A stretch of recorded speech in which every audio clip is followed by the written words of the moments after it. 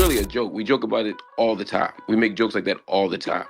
About me being a lieutenant, about me being a supervisor, about playing into their narratives. But this is their attempt to make up and clear the air, so let's just see what they have to say. But the truth is, like, what are we talking about? First of all, why would I be discussing somebody else's pay? Why would I care how much somebody else makes? And why would somebody making less be to my advantage? I guess because the narrative, I know narratives be fake, but that you'll get the money if somebody makes less. You think there's a finite pool of money and we fight over it? I don't.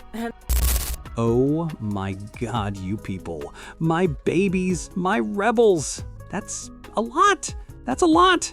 All right, a special thanks to Danny from The Stop. He worked tirelessly, and my purpose is to simply follow along with this audio, darling, not to fix your job. You guys might be able to do it collectively. Marc Lamont Hill kind of breaks down when he appears on Spaces as if he were the reason the beef began in the first place. However, it seems to me that he kind of backs off, then tries to defend it, and then tries to gaslight us as though it's not really what he'll explain. Because he does have me on edge, don't get me wrong. Marc, I adore you very much. Later on, the audio that you two separated will join, and I'm not sure if he supports Marc's arguments or if he gives him the impression that he might be lying. He is the program. Anyway, it's so ridiculous. Just to be clear, no, I've never had a conversation about anybody else's pay. I haven't even had a conversation with Joe about my pay. Never in my life have I had that conversation. On this job, I mean, I'm not saying in any job. I'm saying never in my life have I had a conversation with any of them about that, about my pay or anybody. And I would never talk about nobody else's pay. That's stupid. It was a joke. It was obviously a joke. That is the aspect of Marc Lamont that irritates me. For example, he decides to reply to the sluggish remarks at the rear. Why? I'm not sure.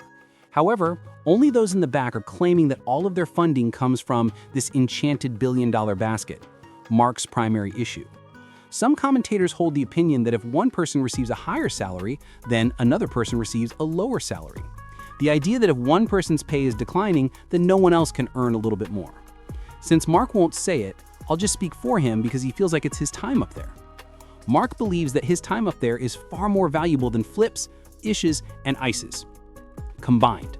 Parks is the only individual with whom he cannot claim that his time is more valuable. And the reason for this is that Parks is the software itself. The program is him. Narrative that I'm sneaking behind the set, talking about people's pay. Why would they talk to me about somebody else's pay? He said Amani and Flip because those are people I make jokes about. I came to correct that one statement that Dub made, which was about I don't want to normalize the idea that I did something that didn't happen. That's all. The thing that I'm disagreeing with is the claim by anybody that I've ever discussed anybody's pay or anybody's job or anybody or any other colleague or cast member. Oh. Do you see what I mean?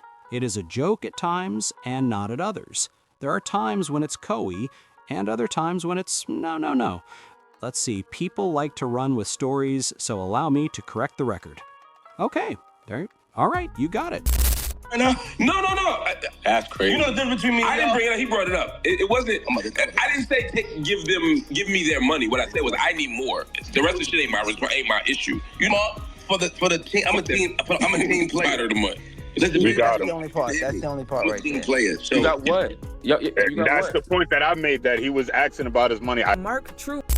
All but here on YouTube, give Dub a shout out. He retained the receipts. You was I need more money. The rest of the shit is up to you. That would mean that if the joke were true, if you don't believe it's a joke. My point is that you said it. No, listen to me, Dub.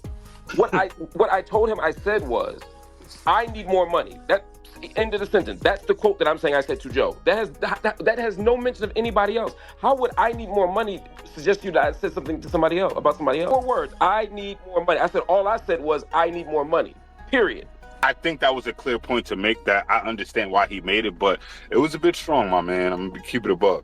Yeah, it's strong because it was just stupid. Like it actually doesn't make sense. QueenzFlip requested to come up.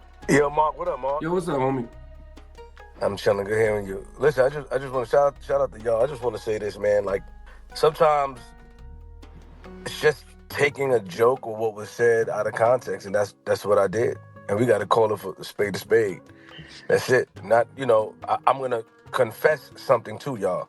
So I was already aggravated that the pod before last I did, because they do some type of the fuck they do? What do you call it, Mark, when they analyze it? They was grading system, and it was like, yo, Flip, you did well. And shit like that. I got a call from Ian, I got a call from Joe, like, you did well. So then when I was in Baltimore, Ian told me to come into Patreon. I called Joe, like, why am I coming to Patreon for? And Joe said, just come into Patreon, I'm gonna pay you fully. I end up coming into Patreon late, like an hour and a half late. So me and Joe behind, while I came in, was going back and forth. If you look at the camera when he was sitting over there, you would see that he was looking. I was standing there the whole time. So, I sat down just being aggravated and being that, and I wasn't in the mood to take any jokes, and that's it. My man said he never did that. I took a joke wrong, and I just decided to go over the deep end, and we had the back and forth, and that's it. I do believe that he didn't do that because it was confirmed. But when you're in the moment and you're heated, when everything lines up like that, sometimes you do that, man. That's what I did. Just to be transparent as far as that. I was listening. I heard, some defense. I heard some people talking what they was talking. But, it happened. That's exactly what happened. It's just Flip didn't know how to take a joke because things leading up to that. That's just what it is. And that's something between Joe and myself.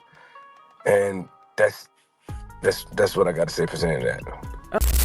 March's real grievance is that you all believe that if someone's salary rises, it must also increase.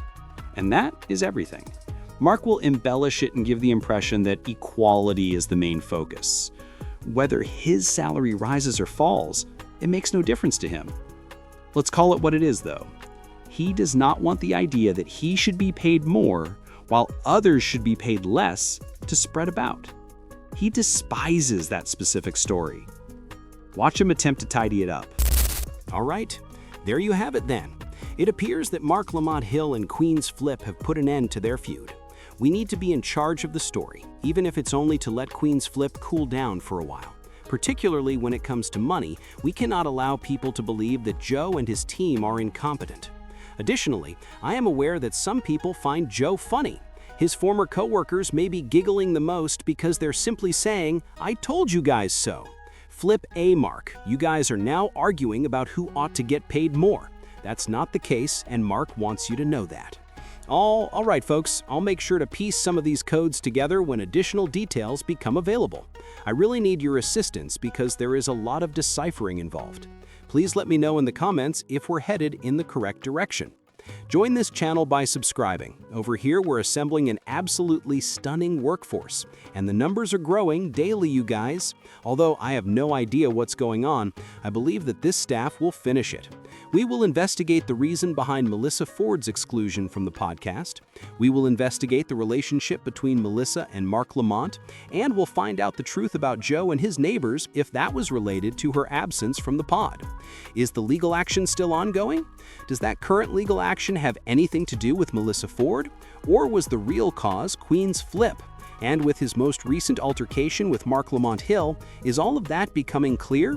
There are a ton of things to get involved with. I appreciate you following along. Till the next occasion, I cherish you.